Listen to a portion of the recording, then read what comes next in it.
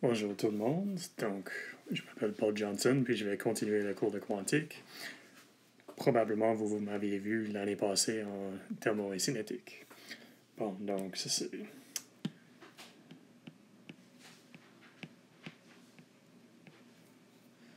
Puis aujourd'hui, on va faire une, disons, révision des concepts mathématiques dont on aura besoin. Donc on regarde les bras et les quêtes. Et vraiment, c'est de l'algèbre linéaire.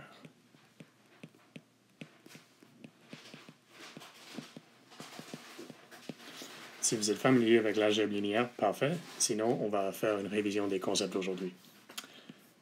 Bon, donc les équations qu'on va résoudre sont des équations en valeur propre de la forme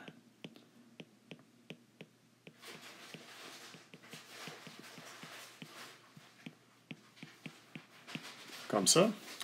Donc, H, c'est l'opération dont on veut chercher les valeurs propres. Dans ce cas, c'est l'hamiltonien.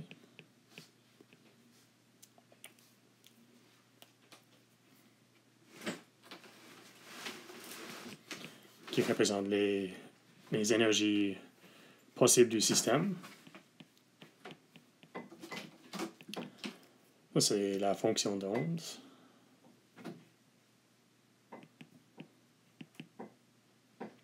C'est quoi? C'est l'état du système.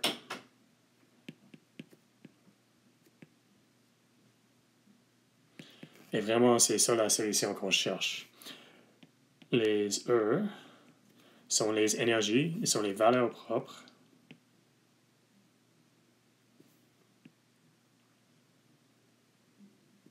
de H.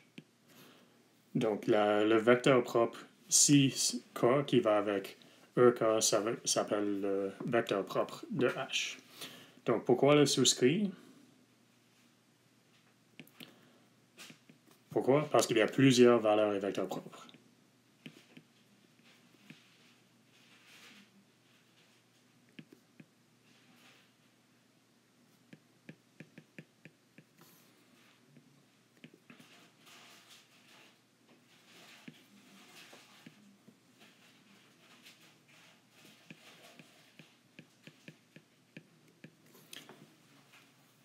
Bon, d'habitude, on cherche seulement celle avec une énergie minimale, ce qui s'appelle l'état fondamental.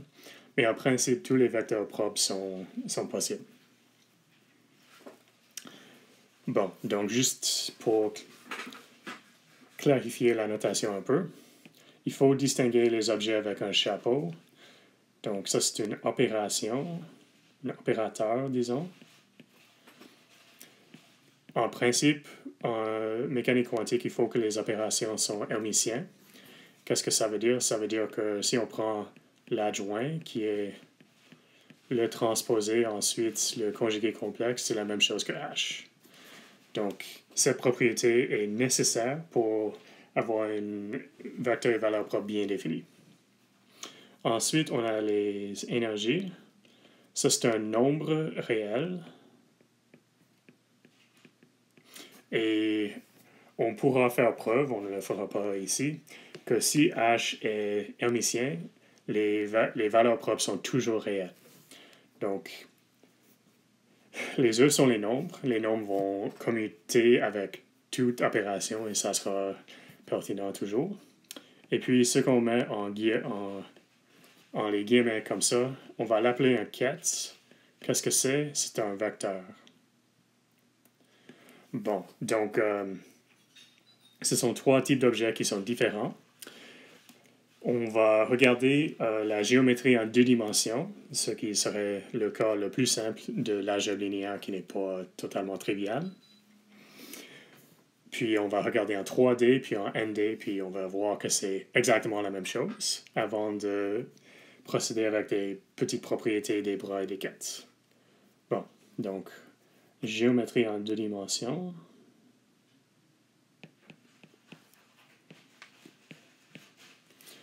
Donc là, on a deux directions.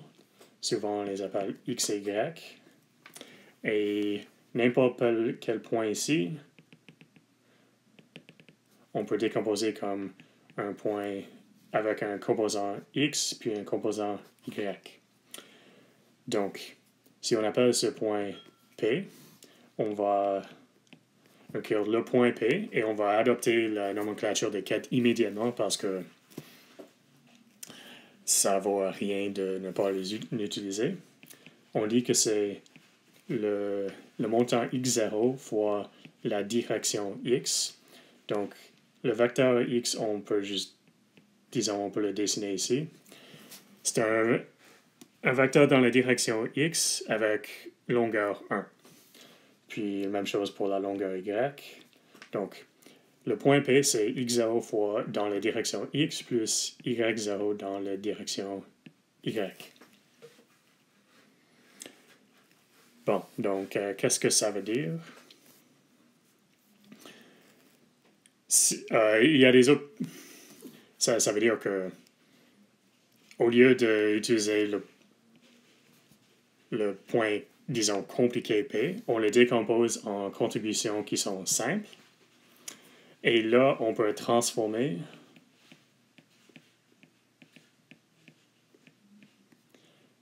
P avec des opérations linéaires.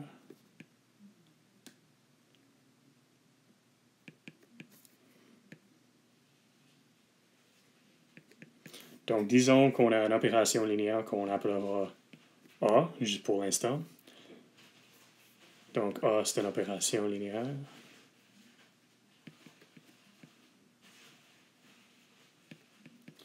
Donc, si on n'avait pas une expression pour P, évaluer ça sera compliqué. Mais c'est facile à cause que c'est A agissant sur x0 fois x plus y0 fois y. Les coordonnées ici sont des nombres réels. Puis A est linéaire, donc on peut... La propriété de la linéarité, c'est l'action de A sur la chose en parenthèse, c'est A fois ça plus A fois ça. Donc, comme ça. Puis, x0 et y0 sont des nombres réels, donc on peut dire que c'est la même chose que ça.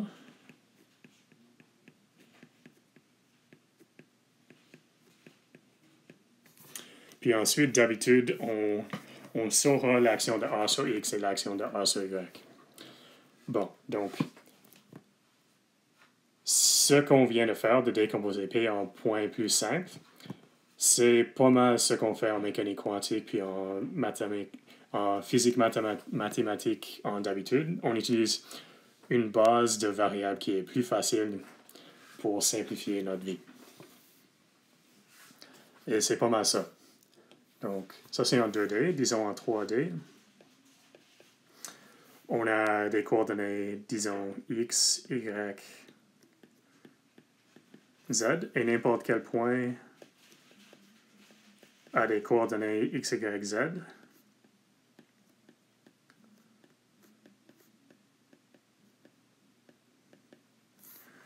Et ça s'évalue de exactement la même façon. Bon, donc, je ne vais pas vous donner des définitions et des preuves des concepts clés parce que ça ne sert à rien.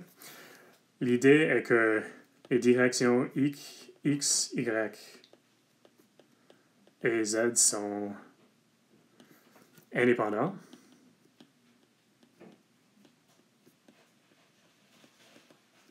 Qu'est-ce que ça veut dire? Il y a une définition bien précise.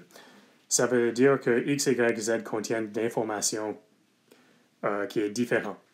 Donc, si on a on a une position x, ça dit rien pour la position y et rien pour la position z. Bon, donc, il y a un autre concept qui est important, c'est la orthogonalité. Et c'est relié. C'est un concept qui est plus grand que l'indépendance linéaire. Et là, c'est vraiment que si on regarde dans 2D encore, on a x dans cette direction, puis y dans cette direction. En deux dimensions, il y a une notion d'orthogonalité qui est vraiment facile. C'est que x et y sont orthogonaux.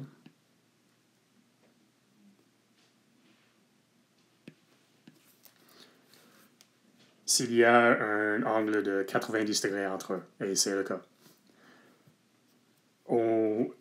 On écrit ça comme le produit scalaire entre les deux est égal à 0. Donc le produit scalaire on va écrire comme y comme ça. Et il faut mentionner que c'est la même chose que ça.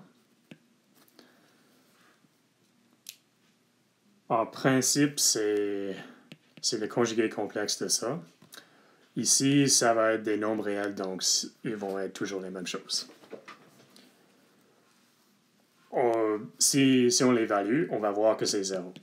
Donc, dans notre langage, l'orthogonalité veut dire que le produit scalaire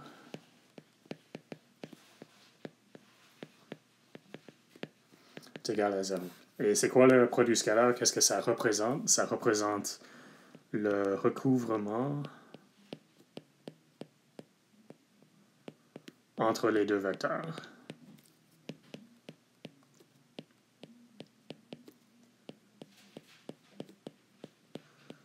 Donc, ça représente le recouvrement entre deux vecteurs. Et ici, les vecteurs sont dirigés dans des directions qui sont orthogonales, donc le recouvrement est 0. Et le concept d'orthogonalité va être important dans ce qui suit. Bon, donc là, on a des quêtes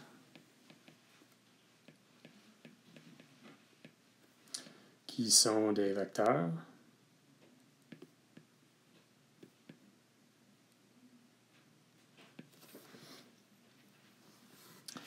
Puis, pour l'instant, on va regarder les quêtes en particulier qui sont les solutions de l'équation de Schrödinger. Donc, disons qu'on a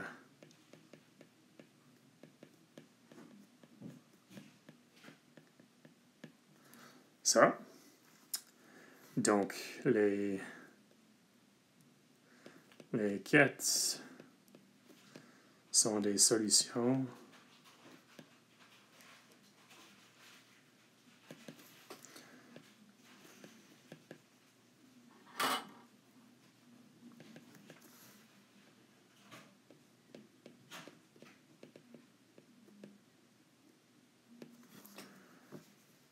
Bon, donc, dans ce cas, disons qu'on a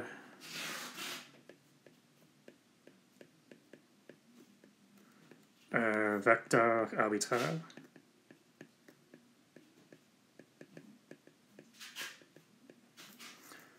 Donc, phi n'est pas la fonction d'ordre d'un système, c'est juste un vecteur arbitraire.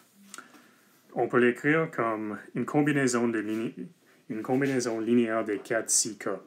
Donc, on peut l'écrire comme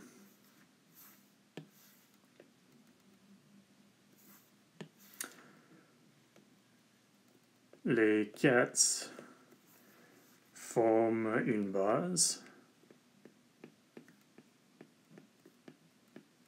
Et ça, c'est juste un fait des opérations linéaires. Vous n'êtes pas censé savoir ça, je vous le dis. Les quêtes forment une base orthonormale. Ok, c'est une base orthonormale, pardon. Qu'est-ce que ça veut dire? Ça veut dire que il y a deux choses que ça veut dire. La propriété orthonormalité.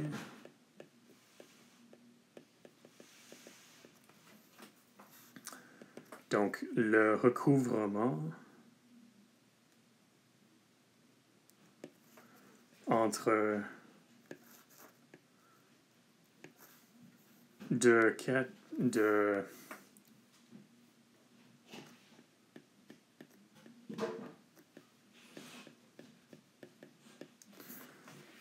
Donc, si on regarde le recouvrement entre K et L, donc ça s'écrit comme soit ça ou soit le conjugué complexe. C'est 1 si K est égal à L, et c'est 0 si K n'est pas égal à L. Donc, le recouvrement entre un 4 puis lui-même est 1, et entre deux 4 différents, c'est 0. Donc, dans ce cas, ils sont orthogonaux. Donc, si les 4 sont différents, c'est 0, ça veut dire orthogonal. Puis, ils sont normales à cause que le recouvrement entre un 4 puis lui-même, c'est 1. Donc, ces deux choses ensemble veulent dire orthonormalité. Et l'autre chose qui est importante, c'est les 4 formules bases. Donc, n'importe... Ok, on va écrire ça d'une autre façon. Un vecteur arbitraire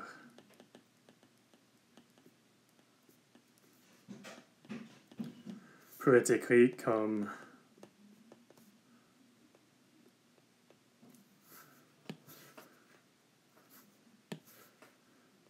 C1 C1 plus C2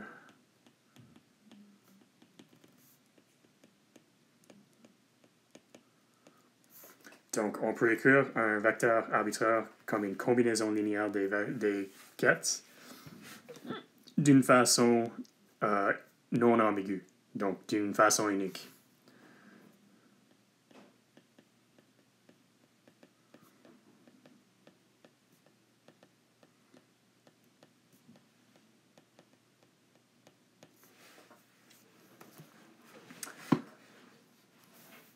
Bon, ça nous servira plusieurs fois pendant les prochains chapitres. Puis, la définition du bras, c'est le conjugué complexe du 4 correspondant. Donc, c'est... Pardon...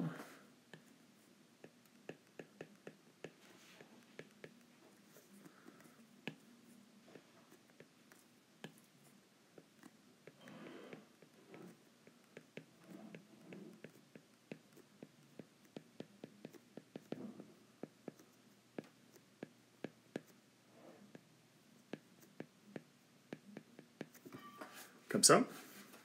Donc, on peut prendre le produit scalaire.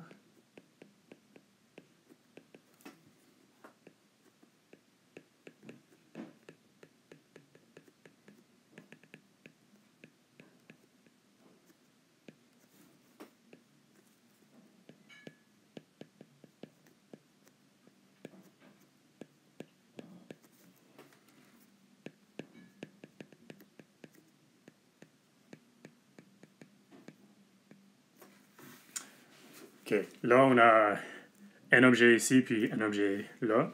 Quand on fait le produit de ces deux choses, on va avoir n au carré éléments. Donc, on va avoir C1 fois C1 comme ça.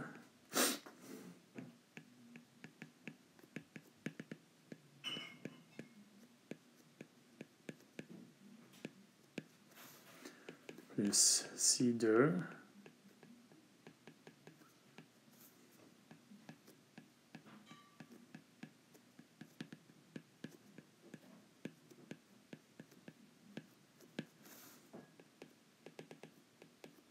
Et ça continue jusqu'à n.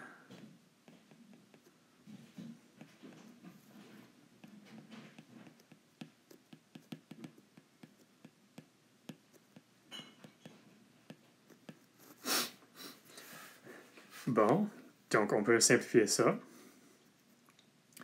Dans la première ligne, on va séparer les nombres réels juste en avant. Donc C1 comme ça.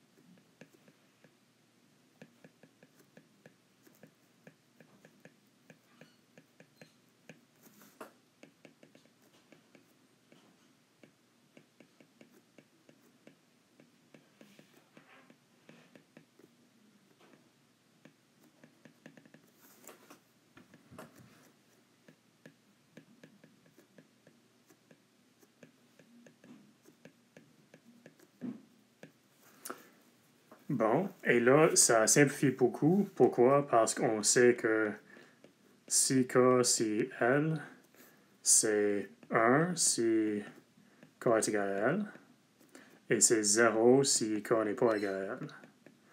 Donc, dans cette expression, on a n au carré éléments, mais seulement n vont rester. Donc, toutes les choses où on a C1, C2, ou C2, C1, C1, C3, etc., vont être 0.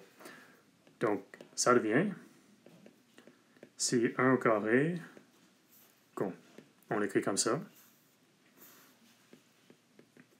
On va garder ça pour l'instant.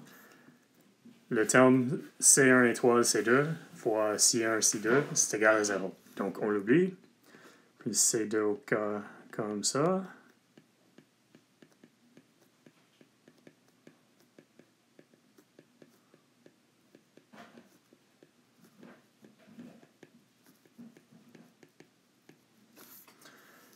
Bon, et toutes les choses entre les guillemets, là, comme ça c'est égal à 1, ça c'est égal à 1, puis ça c'est égal à 1. Donc c'est C1 comme ça.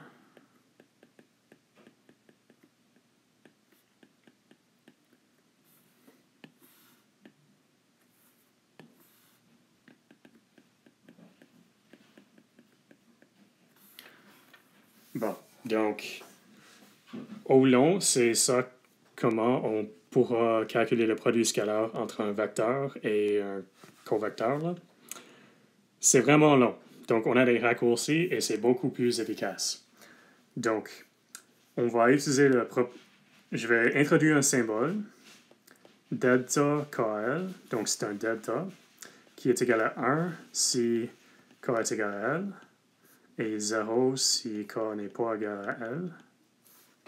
Et je vais faire le même développement beaucoup plus rapidement. Pourquoi? Parce que pour moi, c'est beaucoup plus facile et c'est beaucoup plus efficace. Je veux que vous compreniez les deux. Bon, donc, avec ça, qui s'appelle le delta de Kronecker, le delta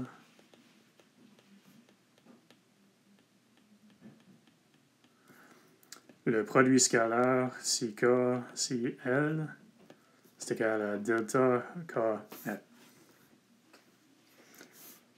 Bon, là, on va utiliser une autre chose, la sommation sigma. Donc, si on a une sommation d'une expression f, une expression comme ça, de i est égal à 1 à n, ça veut dire f1 plus f2 plus f3 plus jusqu'à fn. Pourquoi? Parce que là, on peut écrire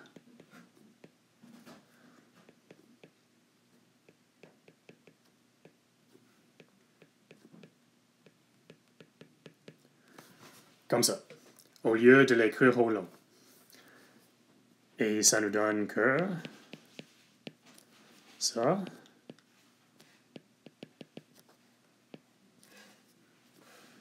Et je vais écrire un autre indice. Je le fais maintenant parce qu'il faut avoir la sommation deux fois ici.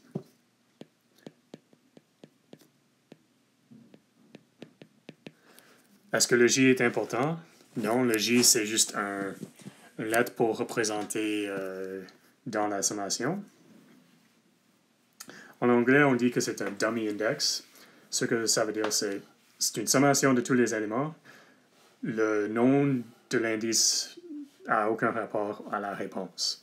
Donc, enfin, on va prendre une sommation, puis ça va disparaître.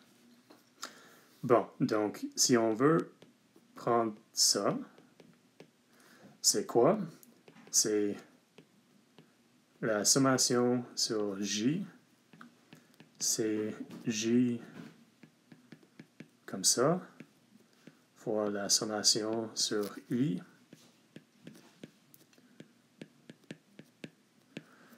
Bon, donc il y a des propriétés ici qu'on va exploiter sans trop y parler. On peut séparer, on peut enlever. On peut écrire la sommation comme ça. OK, Ok, je ne vais pas écrire ça parce que c'est trop de raccourcis en même temps. C'est la sommation I est égal à 1 à n, J est égal de 1 à n.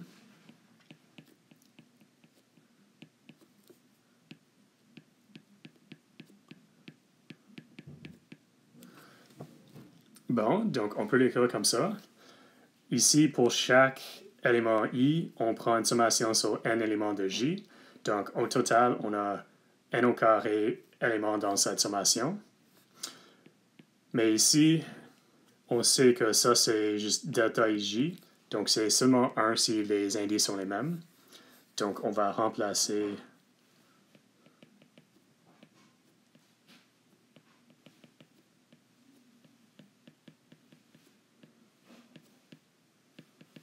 comme ça. Donc, on a remplacé le produit scalaire par ce symbole delta. Donc là, delta est égal à 1 seulement si I et J sont les mêmes, et c'est 0 autre part. Donc, on a un élément qui est non nul, seulement non nul quand I est égal à J. Et toutes les autres contributions sont multipliées par 0. Parce que dans ce cas, delta ij est égal à 0. Bon, donc les seuls termes ici qui vont survivre, comme on dit en anglais, sont les termes où I et J sont identiques. Donc, en effet, on va enlever la deuxième sommation. Donc, ça devient I comme ça, multiplié par 1. On peut oublier le 1. Et si vous voulez, les termes qui restent sont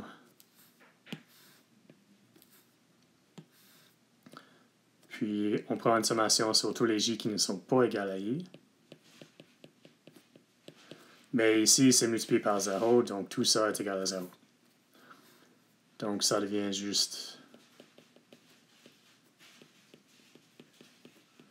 Et qu'est-ce que c'est quoi? C'est C1, C2...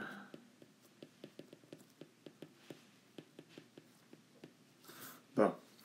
Donc je l'ai fait des deux manières parce que pour moi, quelqu'un dans le domaine qui fait des développements comme ça beaucoup, c'est beaucoup plus facile et direct pour moi de faire ça. Je comprends que c'est pas facile pour vous, donc commencez avec cette version-ci, puis éventuellement, je veux que vous êtes dirigé vers le développement ici.